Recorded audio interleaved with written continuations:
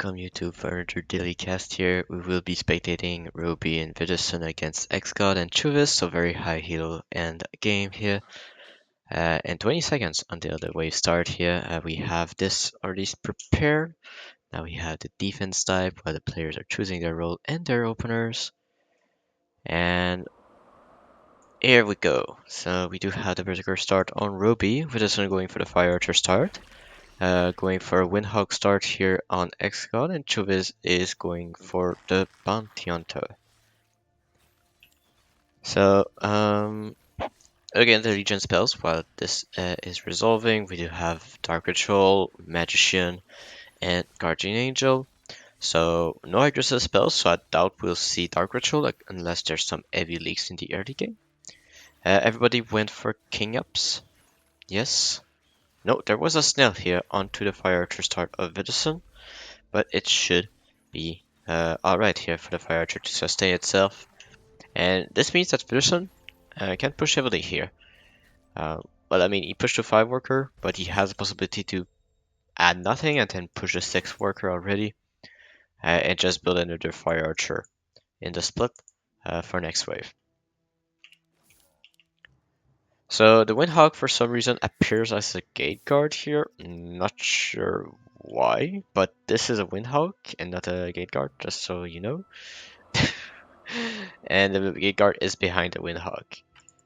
We have the split here from Tjuvis. Widderson trying to catch him off. It will be a very small leak on Tjuvis if I remember correctly. But Widderson will be fine against that Snell. I don't know. Oh, possibly because it was a long wave, he got it before income. That could be a possibility, but that just means like, Widderson, push as much as you want, you just need that Fire Archer next. So we do have Tjuvis looking decent, we do have the Berserker holding slowly. It is 2 whales leak, so a very small leak, as expected. Widderson is going to stay at this amount of workers, yes, because he cannot afford any extra worker. He just needs that Fire Archer, so let's see if he does that. So the Fire Archer should be around here.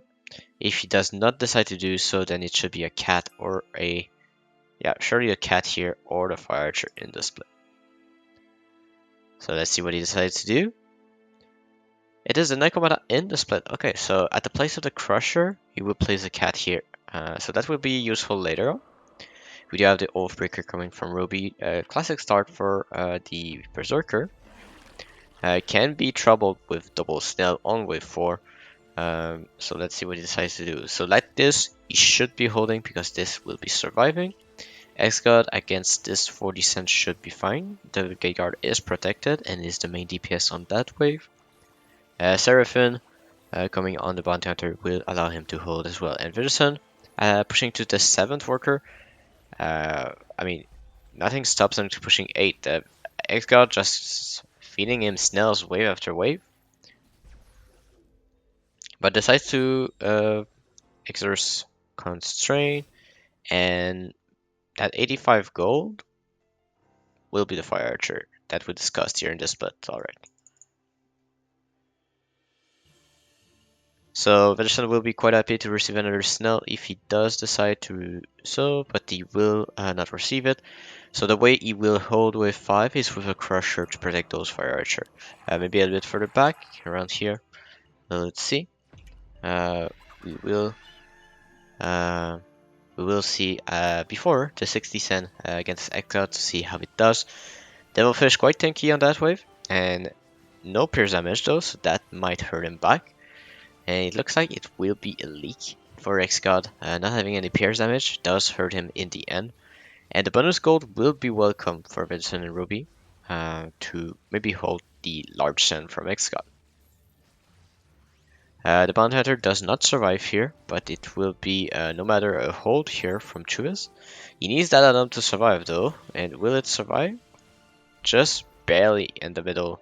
And so this means the Devilfish will tank everything, while this Adam will dish out all the DPS he needs.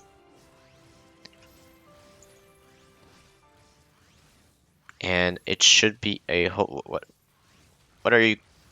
Stay focused, Adam. You need to kill that. and they have pushed to 8 worker each. Those are imps. Imps are very hard to hold on wave 5, especially with the build of Widderson right now. So Hardened Mudman could be his best option. He needs to place it as the position of the Bone Crusher we've discussed. So you take those Fire Archer, you look at the circle, you want it in the middle of the two, right here. It will tank for one of the... Okay, so this is another avenue. Okay, so he wants that Fire Archer to tank the boss, but the rest of the wave wants to be tanked by this Mudman, and it's exactly what is going on. The Fire Archer will survive here, so you optimize the amount of HP that the Mudman will have against the wave. I think he also likes this is happening. But this he doesn't like. Unless the Fire Archer focuses down those. Okay, looks like it will be quite good, but it will still be a leak. It will also be a leak on Tjuvis, the Bounty Hunter, but yeah, I mean, Widderson will very well held considering the size of the Suns. And the Berserker is holding on Robie. So yeah, considering the size of the Sun, very well held by Widderson.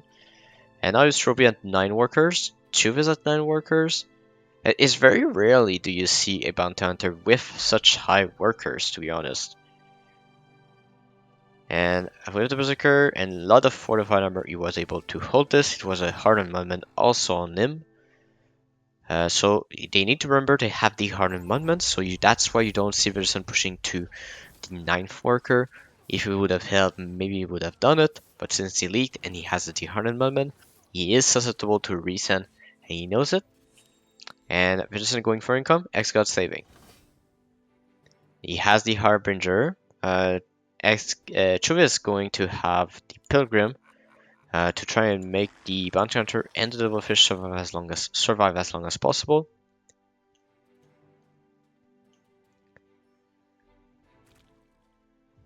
And boosting the cat with a Gate Guard here on Widderson. Will not receive anything here, but he's looking quite strong on 7 and 8 with this cat in the split. So we'll see what is the decision from X-God from this point on. Robie receiving 100, trying to counter the hardened Mudman. But it is one of the best waves of the Berserker. Those will turn onto the Chain Fist as he wants. And the Lizard is down. And now you have the Oathbreaker doing his job. You have the Serpent tanking one Roku. This is the ideal situation for him. You have the Berserker killing it as well. And it will be a hold from Robie, but Tjuvis not as lucky, leaking 50% of the wave, receiving the 100 as well with the Dino and the Snell. Dino just buys us so much time against those when you don't have a magic damage source. Yes, Pilgrim does magic damage, but it's very slow DPS, so it takes a long time to kill this Dino. Still no send coming on to X-God. He needs to focus on the cat and not on the Harbinger. Or on the Elite Archer. You might want to go for a Trinity Archer if you reads the solution correctly. Looking at his units, he might expect a wave 7 send, especially with those Fire Archer that are not as useful. And that's what he's guessing. He's guessing a wave 7 send here with this build, but that makes him very vulnerable on wave 8. So let's see how he does it. But the one saving grace is that Robie is very strong on wave 8, so he is in a position to cover Widderson if he needs so. Look at the values, they are still very close on value. Only X-God very far under. 190 under. That is quite terrifying because Robie has been saving on him for a long time. But he is susceptible to, yeah, that's it, a Ghost Knight. Susceptible to a Ghost Knight. You only have impact damage. Does X-God have an answer? He does not have a straight answer to the Ghost Knight, so that will hurt X-God. So Widderson will be perfectly fine leaking wave 8. If X-God leaks as well, because he is the one under pressure, but Robie will be able to hold wave 8, no problem, to this income send. And income send coming on X-God as well. So Tjuvis is Robie is in a very strong position right now, because right now he's expecting a mole, so that's why you see that. So the mole will not come, so this is a bit of a waste, but should be tanking before the deep quarter. So it'll be interesting to see how it goes. But the most important wave will be both Widderson and X-God to look at. Widderson only going income onto Tjuvis, who has the Kingpin to cover. He knows that X-God is under cover. Oh my god, oh my god. This is just accepting you're going to leak here and just making the worst decision possible to build. But what else could he have built?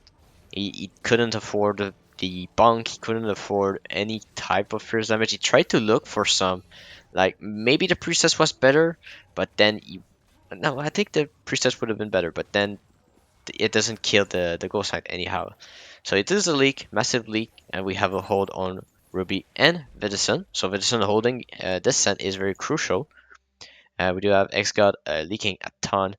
This is almost the whole wave, right? Maybe one creep less than the whole wave, but it will be covered in the middle by Tjuvis, most likely. And looks like it will not be covered in the middle by Tjuvis. Speaking too fast, it will be some king damage. But it is nowhere near as tragic as if Tjuvis would not have held here. Only X got heavily punished by the saves on Widderson and not keeping track on the pierce damage aspect. So let's see if Tjuvis and X can turn this, and they've decided to not try. Okay, it was a very hard task to recover from that, especially since they did not get any gold off of that, not a lot at least. So they had some kind of an advantage here. Xcode putting pressure onto Widderson, but to counter that, after the wave 4 leak of Xcode, he just got saved on from up to wave 8. And the big problem when investing into so much impact damage is that you make yourself super vulnerable to the main swift wave of the early game, which is wave 8. It is, apart wave 4, the only swift wave there is. So it is a very important wave to counter some uh, impact damage builds like Hexgod had. So I'm quite sorry it turns out to be a surrender, but I mean, these kind of long saves does decide the game quite heavily. Yes, Tjuvis had the Kingpin now. It was a low stack Kingpin. Robie was very far ahead because this long save was successful and held the sense of Tjuvis as well. That is the Berserker Serpent build. That is why it's so powerful as well. So very nice showcase for Robie here. And also showcasing constraint here from Widderson to not push too much. I said the 8 worker was possible, but I mean receiving only 60 here would have been risky and would have forced him to send quite often. He already did send quite often and already also put pressure on Tjuvis, and so leaking Tjuvis as much as he did while still being a little bit lower workers. Like he kept up in workers, like 7 workers is respectable. But yeah, just Widderson reading the solution correctly and expecting a long save of X-God and preparing for it. So I have to praise him for that. And yeah, maybe the cat. Maybe I just don't like the cat. Because if he goes Fire Archer here, well, he doesn't have to build anything for 4, right? If he receives a Snail here, and he can fully shift for pure Fortified. He goes for that Munman, but that's just really, I mean, maybe it's better. I just think that the cat is pretty much low value here. Like, yes, it buys time as an arcane tank on wave 3, but you don't really need a tank when you have 3 Fire Archers like that. Who knows? Well, Widderson is better than me in the game, so I'll trust him on that. And also in the game, it's always harder to read when you're gonna send on, getting sent on. I do think that wave 5 was probably the worst wave to send on Widderson. Like if you wait on wave 6, he doesn't have really a straight answer with the cat and the fire archers. And Fire Archer damaged enough to kill the tank. Well, at least he doesn't see any fortified, so that's good. Good from X-God to just realize that, but Widderson also to realize that. But no matter, very well played by both parties. Robie just relieving the pressure from Widderson, knowing that the long save from X-God did not turn out as expected, and to receive a 140 cent, he should have pushed very hard despite the leak of wave 4. So Robie analyzing, correctly assessing the situation here and realizing that X-God is nowhere near value. And looking at his build, he sees he built the Sand Badger also on wave 7, meaning that he cannot go for a big Pierce unit to save him, like a Disciple or things like that. And so the Ghost Light just came naturally. Well, he could have had enough for the Disciple, he found it. But I don't think it would have been enough to save him. So on that, I'm gonna say thank you for watching. Sorry there was no camera today. I'm fixing something at the moment. But yeah, so see you next time. And I hope it was still a good learning experience, especially for early game builds on the side of Robie and Widderson. Very solid early game builds that allows you to push heavily. So on that, see you next time.